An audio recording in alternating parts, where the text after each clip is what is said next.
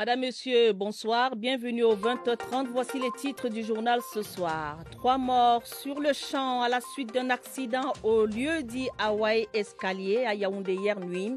La chute de conteneurs et le poids des caisses métalliques n'ont laissé aucune chance aux victimes. Retour sur les faits dans ce journal. Commerce en ligne, le dropshipping. En quelques lignes, pour en savoir davantage sur ce système de vente ultra simplifié, les facilités mais aussi les limites et les restrictions, c'est à découvrir dans le 20h30. Et puis écran noir, des bougies pour le quart de siècle d'existence du Festival international de cinéma. Douala, la cité capitale économique, abrite les festivités. Nous irons capter quelques scènes du film de cet événement avec nos reporters sur place. C'était les titres du journal. Les détails, c'est dans un instant.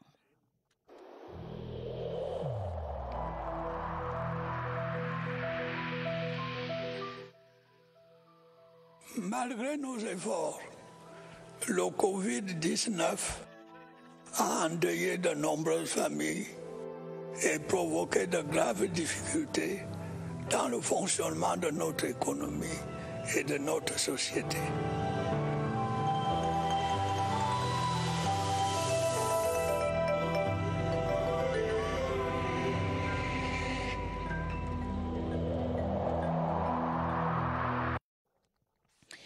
Madame, Monsieur, bonsoir. Merci de nous accueillir chez vous. 3 morts et d'importants dégâts matériels.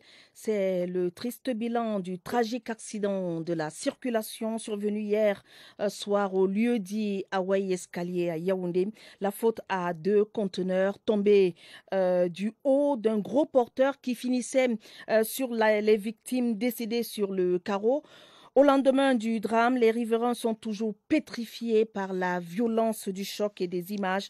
Le commandant du groupement régional de la voie publique et de la circulation du centre appelle au respect de la discipline routière pour éviter ce type de drame à l'avenir. Plus de détails avec Franck Evina. Sur les lieux du drame, les conteneurs de la mort, bourrés de sacs de sucre. En dessous, ces ballerines, tout ce qui reste de la boutique d'une des victimes, bien connue des riverains, encore sous le choc. Il y avait peur jusqu'à je n'étais même pas arrivée ici. C'est ce matin que je suis encore arrivée. Quand la fille la vendait ici, elle vendait là-bas, mais l'autre jour j'étais ici avec elle. C'était ma personne. Depuis que j'ai vu vraiment cette scène, ça fait vraiment peur. Quand nous sommes en bordure de route comme ça, on se laisse qu'entre les mains de Dieu. 2 autres personnes, dont un mototaximan, perdront aussi la vie sur le champ. À l'origine du drame, une mauvaise manœuvre sur une chaussée rétrécie. Le conducteur de ce camion, il a évité un mototaxi. Et comme il n'y avait ni de poules, le camion a perdu le contrôle. Et l'attelage entre la remorque et le tracteur s'est donc détaché. Au groupement régional de la voie publique et circulation du centre, l'accident mortel d'Hawaï Escalier convoque la discipline routière. Bien sûr, c'est un accident qui est arrivé. On ne peut pas reprocher les morts. Mais il faut faire attention. Quand la police ordonne les gens de quitter la chaussée, ça devient un problème. Il y a une discipline à respecter en matière de transport de gros porteurs, des camions attelés. À chaque entrée de la ville de Yaoundé, la communauté urbaine a mis des panneaux d'interdiction d'accès à la ville entre 5h et 22h.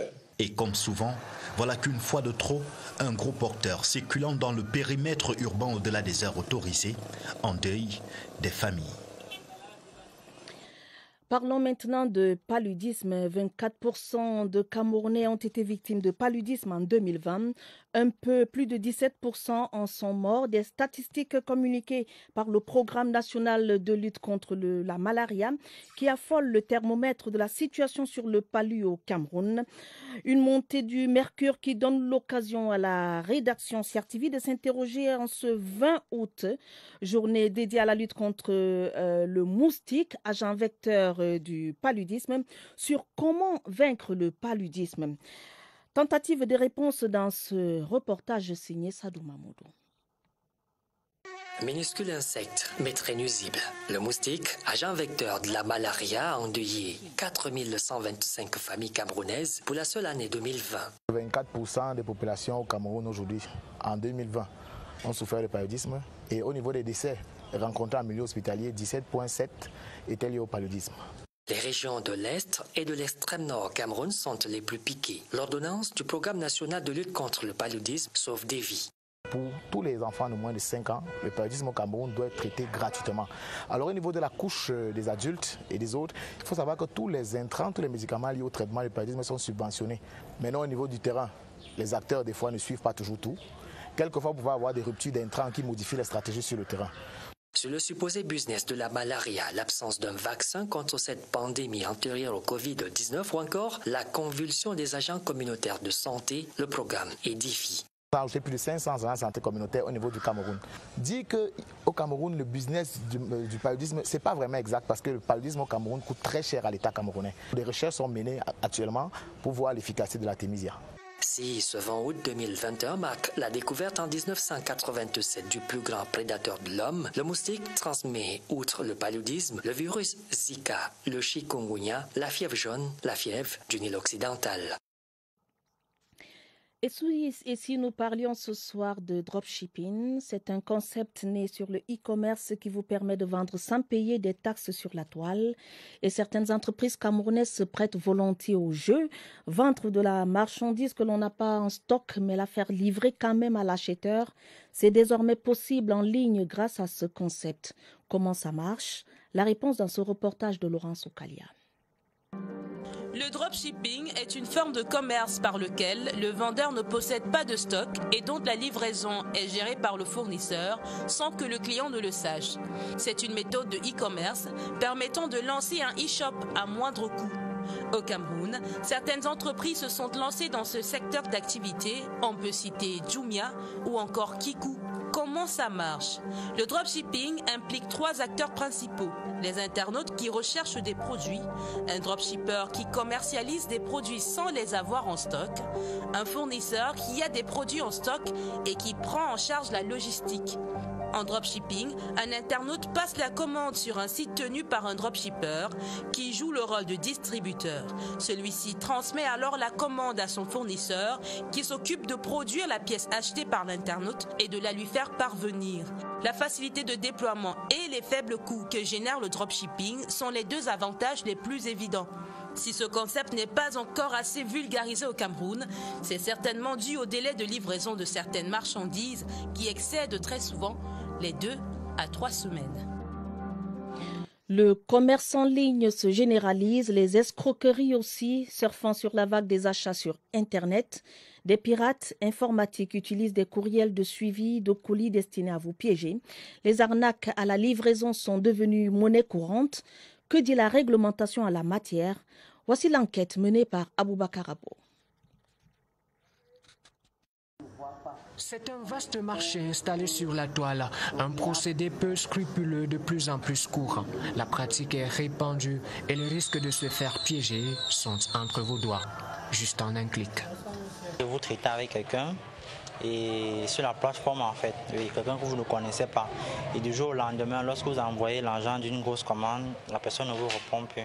C'est le principe du dropshipping qui cartonne sur les réseaux sociaux. Quand un client vous commande un article, il clique sur l'article désiré, il y a une partie achetée. Lorsqu'il a cliqué sur acheter, il remplit ses informations. Une fois l'achat effectué, difficile de recevoir l'article commandé. Il faut connaître la base où est située cette entreprise-là avant de commencer à faire vos différents achats. Actuellement, sur Internet, il y a beaucoup d'arnaqueurs. Il y a des moments où vous pouvez tomber sur eux, ils vont vous dire faites une avance, nous allons vous livrer et vous ne recevez jamais la commande. Les mises en cause peuvent tomber sur le coup de la loi qui encadre le cyberespace. Cette personne est capable d'être punie d'une amende de 250 000 à 2 500 000. D'autant que les recours ont peu de chances d'aboutir, pour les clients piégés, il convient donc de se méfier, surtout lorsque les prix des articles sollicités sur la toile sont trop alléchants, car Internet n'est pas toujours net.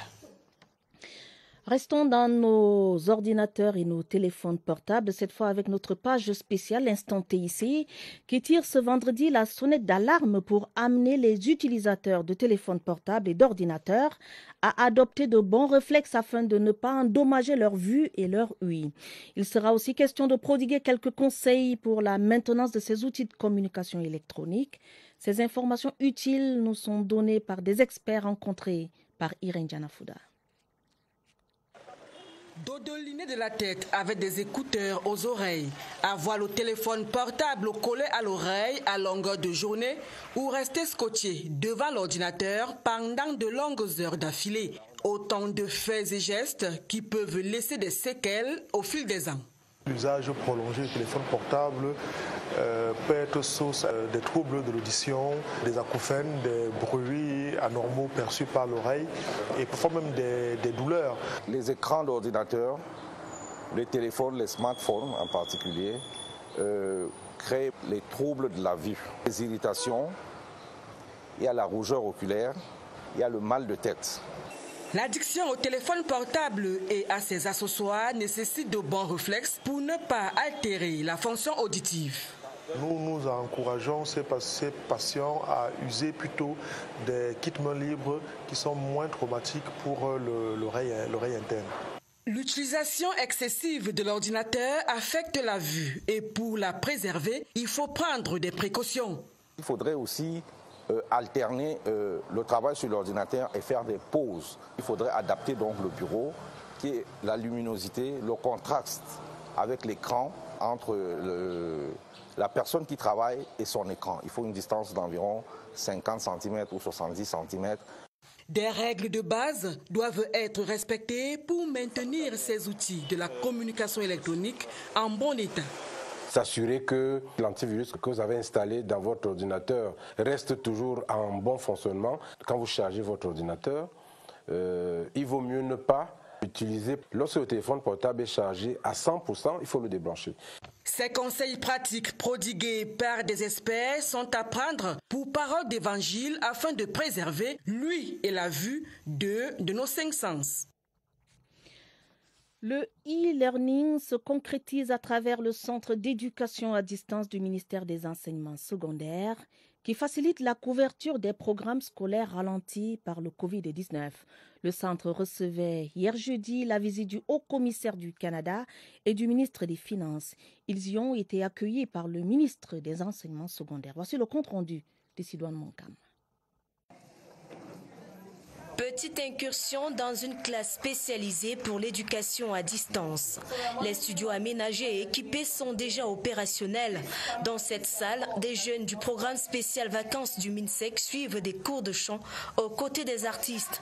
Le programme implémenté par le ministère des Enseignements secondaires vient répondre aux besoins de numérisation des leçons au programme du secondaire face à la crise de Covid-19. C'est ainsi que se sont entraînés sur les très hautes directives du chef de l'État afin de pouvoir s'assurer que, où qu'ils se trouvent, quoi qu'ils fassent, les enfants puissent recevoir de l'éducation de qualité, recevoir le service public des enseignements secondaires. Plus de 2000 leçons, toutes disciplines confondues, ont déjà été mises en ligne sur cette plateforme digitale et près de 250 enseignants formés et recyclés au TIC sont à pied d'œuvre.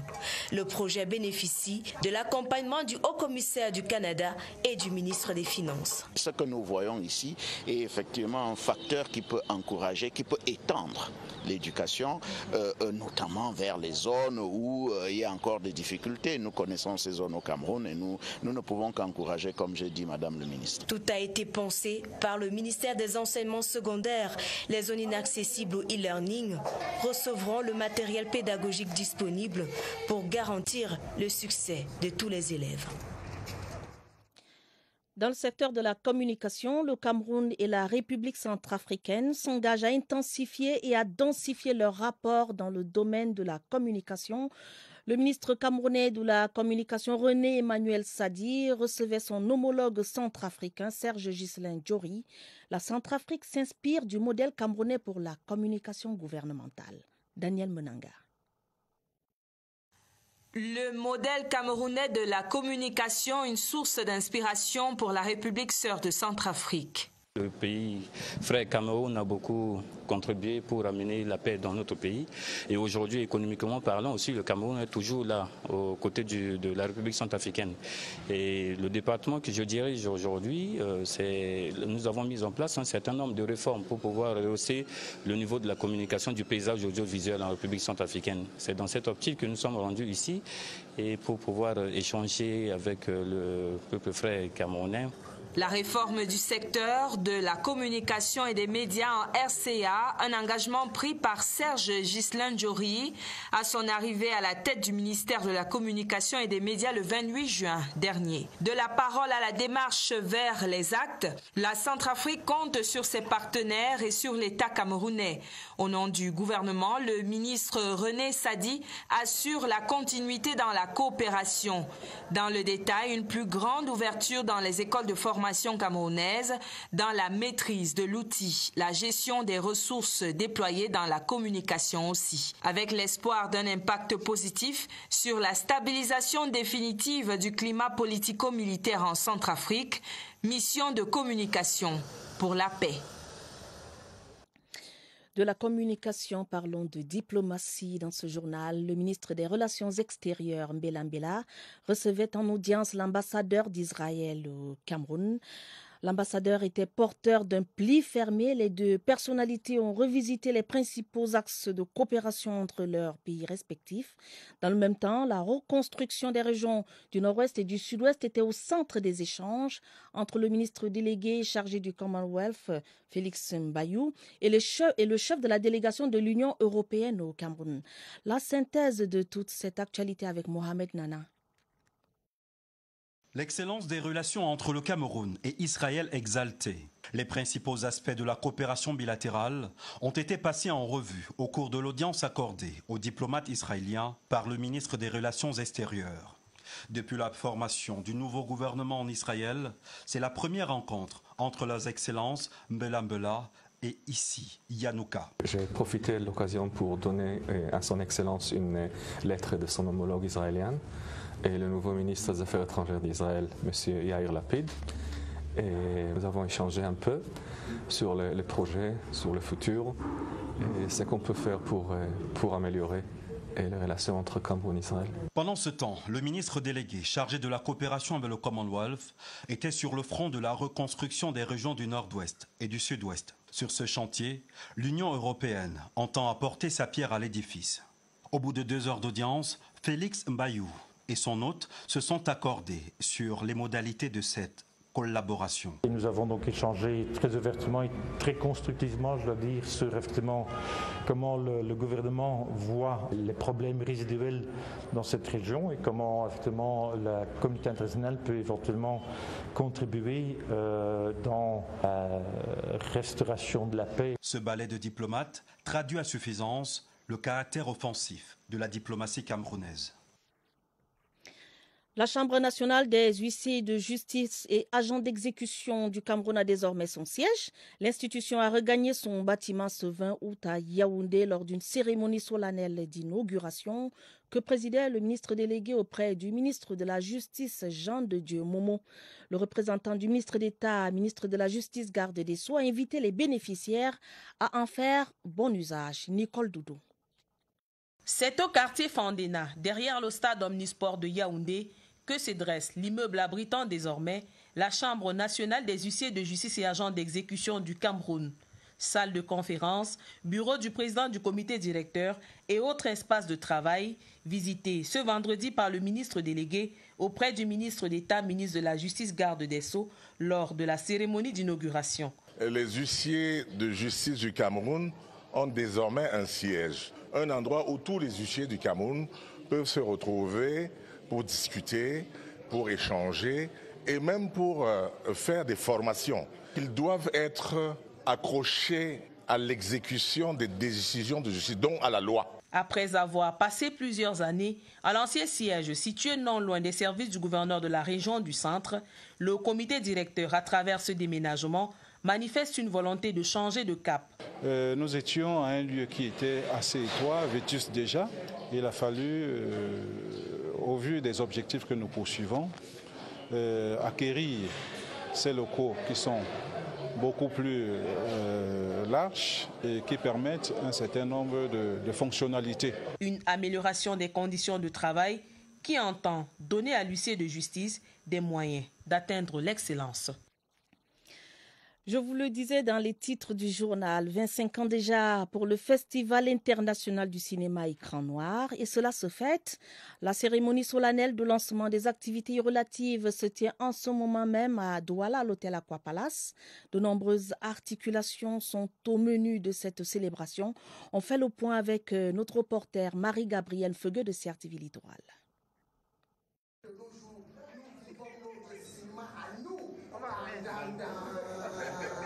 À quelques minutes du lancement officiel des activités commémoratives du quart de siècle de la grand-messe du cinéma africain à Douala, des artistes sont en plein filage. Je vais leur parler du cinéma camerounais et surtout j'ai décidé de comparer le cinéma africain, le cinéma noir au cinéma de l'autre côté. Les derniers réglages de ce rendez-vous inédit sont au beau fixe et l'équipe de la CRTV rassure quant à la retransmission en direct. Cette cérémonie solennelle des 25 ans du festival Écran Noir va permettre de célébrer les partenaires historiques de la capitale économique, les premiers à avoir tendu la main aux acteurs du festival. Au début, c'était surtout privé, c'est des personnes qui vivaient à Douala. Nous avons donc pensé qu'il fallait lancer cette 25e édition ici à Douala. Nous aurons une intervention par rapport aux enfants parce que j'attache beaucoup d'intérêt maintenant à la question du cinéma et des enfants. C'est une fête, donc il y aura de la joie, il y aura de la musique, il y aura des sketchs, n'est-ce pas? Des remises de récompenses aux professionnels du 7e art, la présentation des innovations à l'instar des clubs Écran Noir et la caravane du cinéma sont également au menu de cette célébration.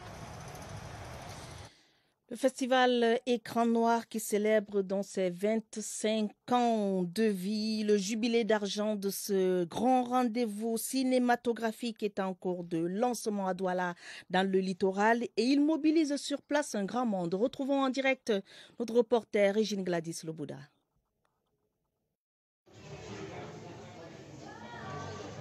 Bonsoir à toi, bonsoir à vous, chers téléspectateurs. Première scène de liesse pour célébrer les prouesses du Festival Écran Noir ici à Douala. Le lancement du jubilé d'argent de ce festival devenu incontournable dans l'univers du 7e art vient donc de se tenir à l'hôtel Aqua Palace dans la capitale économique. 25 ans de promotion du cinéma, tout format, 25 ans d'animation de la scène du 7e art, mais aussi 25 ans de mise en lumière des talents du Cameroun et du continent. Ça se fait dès ce soir et jusqu'en novembre prochain. Donc pour sonner le gong de ce jubilé d'argent, plusieurs cinéastes et entreprises de la place se sont donné rendez-vous ici ce soir. Une bonne centaine d'invités. Aux premières loges figurait le vice-président de l'association Écran Noir, Noël Alain Bondor, mais aussi le président du conseil d'administration, le ministre Grégoire Obona. Il a pris la parole ce soir pour retracer les débuts poussifs et les épisodes décisifs du festival Écran Noir qui ont permis de faire de ce grand rendez-vous l'un des plus importants de notre scène du 7e art au Cameroun. On a aussi eu droit à ce soir à une vidéo spéciale de Charles Congo, le directeur général de la CRTV, qui, vous le savez, la CRTV est l'un des partenaires depuis plusieurs années déjà du festival Écran Noir. Et donc, ce soir, le directeur général a tenu à féliciter Bassek Bakobio, c'est le promoteur du festival Écran Noir, cinéaste, réalisateur de renom, qui aujourd'hui a pris la parole avec beaucoup d'émotion dans la voix pour désigner ou donner la direction, les prochains pas, les prochaines scènes du festival Écran Noir qui désormais met le cap sur la formation des jeunes talents et des génies du cinéma au Cameroun. Notez déjà le rendez-vous, la prochaine édition, la 25e édition est prévue du 17 au 27 novembre 2021 et l'annonce forte de ce soir évidemment c'est l'institution d'un prix pour le meilleur scénario à hauteur de 7 millions de francs CFA. CRTV News, Régine Gladys Lobouda, à Douala. À vous. Merci Régine Gladys Lebouda et surtout bonne célébration à Douala. En culture encore, l'artiste musicienne Charlotte Dipanda en concert live le 28 août prochain. Ce sera au Palais Polyvalent des Sports de Yaoundé. La diva de la chanson camerounaise présentait les contours de cet événement face à la presse vendredi à Yaoundé. Également évoqué au cours des échanges sa riche carrière musicale jalonnée de succès. Le compte rendu de cette conférence de presse avec Sidouane Monkam. Coucou. Je suis là. Voici un avant-goût des premières notes d'un concert live qui s'annonce riche en couleurs et en émotions. La diva Charlotte Dipanda, dans un échange avec les hommes de médias ce vendredi, a fait le tour de sa carrière jalonnée de succès.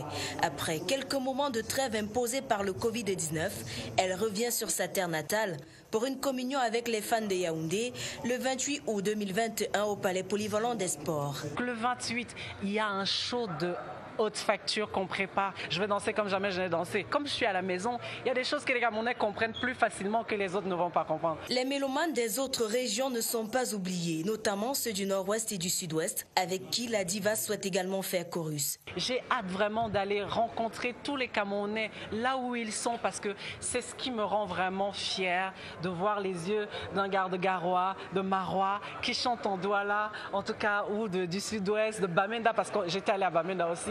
J'aimerais tellement retourner là-bas pour leur dire que on vous aime, on est ensemble. Occasion aussi pour l'artiste d'évoquer les actions de sa fondation en faveur de l'éducation de la jeune fille. Le 28 août est un rendez-vous calé au centre-ville de la capitale. Charlotte Dipanda déroulera des mélodies de son riche répertoire musical avec en pole position ses nouvelles sorties.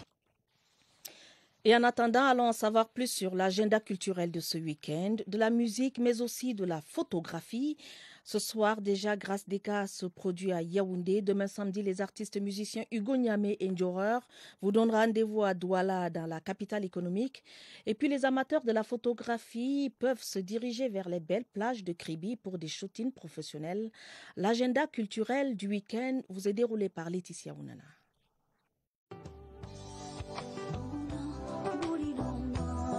Un air de Grâce Deka pour démarrer le week-end en musique. La diva du Makossa et du gospel vous offre un show inédit ce vendredi dès 22h au Katios Night Club à Yaoundé. Entre-temps, dans la capitale économique, une soirée détente 100% Makossa, signée Hugo Niamé et Njoreur, est annoncée. Soyez de la partie ce soir et ce samedi à The Groove New Look, 6 au quartier, cité des Palmiers. Toujours ce samedi, 7 fois sur le web. Restez connectés pour la sortie officielle du titre Touch My Body, fruit d'une collaboration entre Lago Calais, Mr. Léo et Mini. Cap à présent sur la cité balnéaire Kribi, où les amoureux d'images et clichés souvenirs sont attendus. La deuxième édition de Photo Party offre le temps de ce week-end l'opportunité d'un shooting photo au bord de la mer ou à bord d'une pirogue en partance pour les chutes de la Lobé. Bon week-end. Le coucher du soleil, oui, oui. La semaine culturelle de la fraternité des Bimimbans, Sa Majesté Marc Joël et Laëla perpétue la tradition de la modernité. Ce gardien de la tradition a réuni à Bipindi, la localité située à 80 km de la cité balnéaire Kribi, l'élite, force vive et population locale autour des idéaux de paix et de stabilité et du développement local également. Les rideaux sont donc tombés sur la 8e édition de la semaine culturelle des Bimimbans. Dieudonné Noaha est à Kribi. Situé à environ 80 km de Kribi dans l'arrondissement de Bipindi, le village Ebimemban vient de boucler sa semaine culturelle de la fraternité, une manifestation qui vient célébrer le développement et le vivre ensemble dans cette petite ville au cœur de la forêt équatoriale qui dispose déjà de plusieurs commodités nécessaires pour le bien-être des populations, l'eau potable, l'électricité, un marché périodique, une route en terre bien aménagée, une pharmacie communautaire. Des rencontres sportives, des danses traditionnelles avec nos frères les Bagueli, des expositions, des mets traditionnels, des tables rondes. Le sujet, comment est-ce que nous devons exploiter notre forêt? Intronisé depuis 4 ans, Sa Majesté Marc Joël et Laëla a donc créé cette semaine culturelle et entrepris de bâtir une ville qui est devenue une destination touristique dans le département de l'Océan, avec notamment la présence des chutes d'Assok. Appelez mes frères et sœurs qui sont dans des villes, venir au village qui déjà aujourd'hui nous donne beaucoup d'atouts. Et Bimimbang, un village à découvrir dans le département de l'Océan, région du Sud.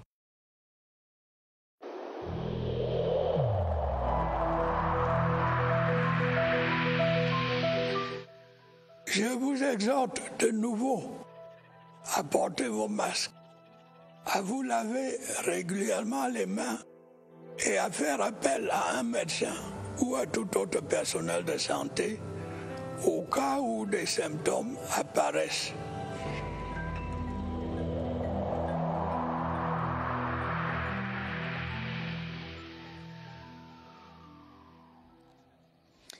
La riposte anti-Covid-19 au Cameroun pour dire que le variant Delta pourrait se propager rapidement.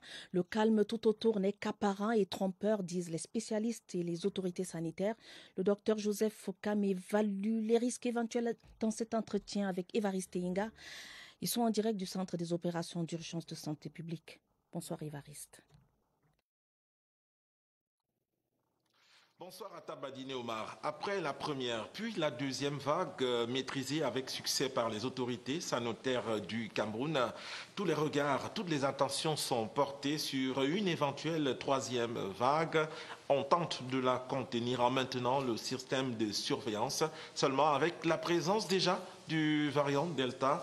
Est-ce que cela est un facteur de déclenchement d'une troisième vague? Le docteur Joseph Fokam répond à notre question ce soir. Docteur Joseph Fokam, le variant Delta est déjà là. À quel niveau se situe le risque d'une troisième vague? Effectivement, Évariste, nous, par expérience au Cameroun, on a observé déjà deux vagues qui ont été surtout animées par des variations saisonnières et climatiques. Et donc, cette expérience nous permet de comprendre aussi que, vu le système de surveillance active qui est mis en place et aussi la dynamique de la plateforme de surveillance génomique qui a permis aussi de développer une stratégie nationale pour la lutte ou le contrôle des variants en circulation, nous espérons qu'au Cameroun, pour l'instant, vu que le taux de l'épidémie est très bas, on pense que le variant Delta, bien que récemment rentré dans notre contexte, pourrait être contenu si nous maintenons ce plan de surveillance active contre ces variants. Toutefois, nous voulons aussi insister que la population devrait aussi adhérer aux mesures barrières. Le variant Delta, parfois, il est moins symptomatique, mais plus virulent et plus rapide en termes de létalité. Et donc, nous voudrions que si on observe un cas positif en communauté, ou tout symptôme qui s'apparente au coronavirus, rendez-vous rapidement au centre de santé pour qu'on puisse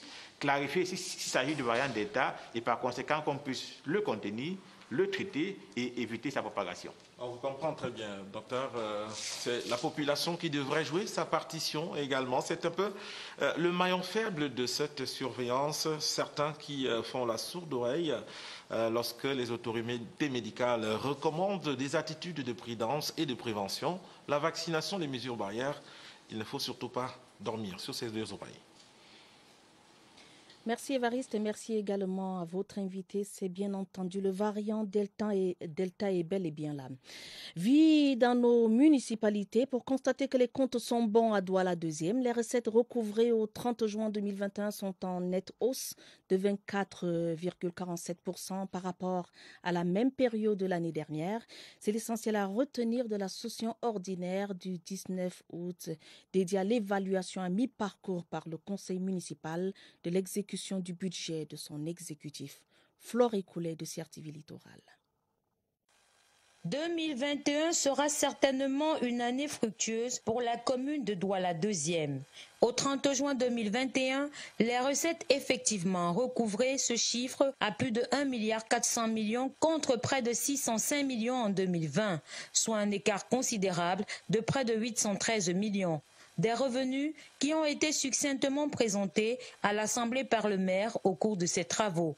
Des chiffres encourageants pour ces élus locaux qui, malgré la morosité économique due à la pandémie à coronavirus, s'activent à améliorer les conditions de vie des populations de leur commune. Il dit mobilisation de recettes parle également de l'amélioration des cadres de vie de nos populations parce qu'il nous faut les recettes pour pouvoir réaliser notre plan de campagne. Et je pense qu'avec la dématérialisation des procédures mises en cours, que la Direction générale des impôts impose aujourd'hui, ça permet également que les recettes augmentent. Outre les projets déjà réalisés par l'exécutif communal de Douala 2, les conseillers de la dite commune ont renouvelé leur détermination à redoubler d'efforts pour réaliser leur plan d'action à l'horizon 2021.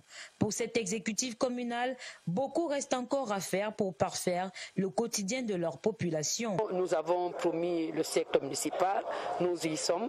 Nous avons promis à nos populations une maison pour la jeune fille, c'est-à-dire prendre en charge les jeunes filles désœuvrées de notre commune. Le projet est là, nous n'attendons que l'inauguration et un stade de jeu pour nos jeunes, pour avoir des futures gloires de notre pays, comme Eto, comme Bassogo, comme Mila. Donc nous voulons que Douala et Joseph-Antoine Bell, puis j'en passe. Donc nous avons le stade qui sera à jour dans les jours à venir. Les travaux se sont achevés sur des perspectives prometteuses pour l'atteinte des objectifs de l'année budgétaire en cours. Et nous restons à Douala dans le littoral pour parler de la CAN 2021 au Cameroun. Douala qui a sa poule, le groupe E. Les 4 délégations des pays de cette poule ont foulé le sol, la capitale économique balle au pied. Objectif, reconnaître les aires de jeu et s'acclimater. Eh bien, les différents sites d'hébergement retenus pour cette fête sportive continentale ont été visités. Monique Félicité Chouende, CRTV Littoral. Parmi les 6 poules de la Coupe d'Afrique des Nations, le destin a conduit l'Algérie, la Sierra Leone, la Guinée équatoriale et la Côte d'Ivoire du groupe E dans la capitale économique. Mamoudou Fadil, consul honoraire de la Côte d'Ivoire à Douala, n'a manqué aucune scène du tirage au sort du 17 août. J'étais obligé de visionner afin de savoir le lieu de notre résidence durant cette Coupe d'Afrique des Nations dans les villes qui ont été sélectionnées, qui abriteront la Coupe d'Afrique des Nations. Donc je l'ai visionné à la maison avec ma famille. Les éléphants de la Côte d'Ivoire joueront à Douala. La communauté ivoirienne est aux anges et se prépare déjà. Son Excellence, Monsieur l'ambassadeur de la Côte d'Ivoire, Son Excellence, Monsieur Aounou, et la communauté ivoirienne vivant à Douala, par le biais de l'association des Ivoiriens de Douala, nous avons déjà commencé à travailler. C'est comme, c'est-à-dire, donc, on va dire, une prédilection. On avait déjà ressenti que la Côte d'Ivoire allait jouer à Douala. Le magnifique stade de Japoma accueillera les matchs. Les duels seront rudes, surtout face à l'Algérie, championne d'Afrique. Agréablement surpris par l'infrastructure en elle-même, déjà le stade, le site d'entraînement aussi. Si dans quelques mois, ce sera dans les mêmes conditions, c'est satisfaisant. Disputer une CAN au Cameroun, l'Afrique en miniature, plus qu'un rêve, c'est une réalité pour tous. Et en attendant la CAN, Garoua dans la région du Nord est en liesse. Les populations l'ont exprimé en accueillant le secrétaire général de la CAF il y a quelques instants seulement. Véron Mosengo Omba est accompagné du ministre des Sports Narcisse Moeli Kambi et du président de la FECAFOOT Seydou Mbomodjoya. Retrouvons Germain Noël Sengue pour d'autres détails. Elles ont longtemps attendu ce moment. Sceptiques et dubitatives au départ, les populations de Garoua viennent de voir leurs rêves se réaliser. La CAN est désormais une réalité ici. Le tirage au sort l'a définitivement acté et la gloire revient à un homme.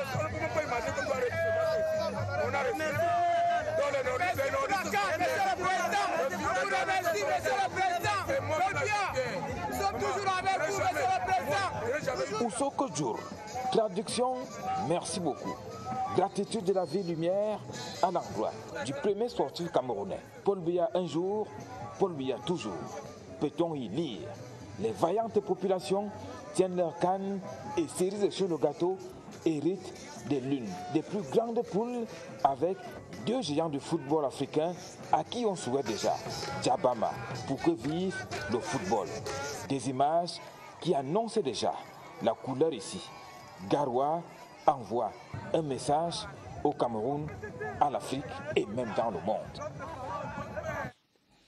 Dans la fiche sportive du week-end, on annonce exclusivement le football avec le championnat professionnel de Ligue 1. Les 18e et 20e journées se jouent dimanche et lundi prochain dans les poules A et B, respectivement.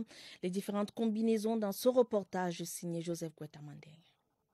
Sur les 5 rencontres programmées de la poule à ce dimanche, 4 se joueront à Yaoundé et 1 à Bafoussam. Le centre d'excellence de la CAF à Mbankomo accueille en levée des rideaux Yaoundé 2 contre Diko FC de Banjoun. Et en deuxième rencontre, Edding Sport de la Lekié contre PWD de Bamenda. 2 matchs également au stade Amadou Ahidjo. Dragon de Yaoundé sera face à Bamboutos de Mbouda et le leader du groupe AS Fortuna sera aux prises avec l'Union sportive de Douala qui lutte contre la relégation. Au même moment, au stade Sport de Kwekong à Bafoussam, Fovu Club de Baham accueille Avion FC d'Unkam. Dans la poule B, un seul match programmé ce dimanche. Il se joue à Bamenda entre Yon Sport Academy et UMS de Loum. Cette 18e journée sera complétée lundi avec des matchs Panthère Astre, Tonnerre APGS, Canon New Star et Coton Sport Colombe. Le championnat est à sa phase décisive et au regard des performances affichées, New Star de Douala a déjà dégringolé pour la Ligue 2 la saison prochaine. Un mot pour parler des Jeux paralympiques. Eh bien, la première vague de la Team Cameroun intègre le village des Jeux ce samedi 21 août à Tokyo. Il s'agit du chef de mission et de l'athlète du para-powerlifting, Mimosette Ngamsi, et son staff technique. Ce télégramme officiel du président de la République du Cameroun à son Excellence Andrzej Duda, président de la République de Hongrie à Budapest. Monsieur le Président, la célébration ce 20 août de la fête nationale de votre pays m'offre l'agréable opportunité de vous adresser mes vives et chaleureuses félicitations. J'y joins mes vœux de santé et de...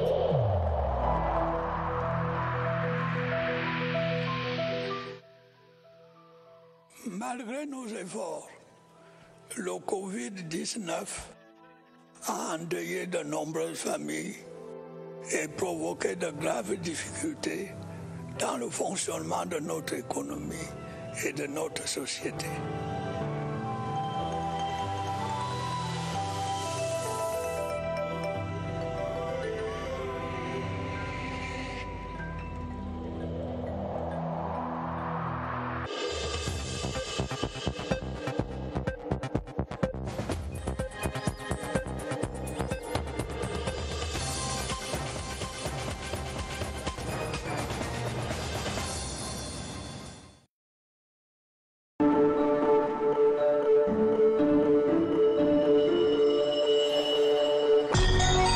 IFTIC Sup lance un appel à candidature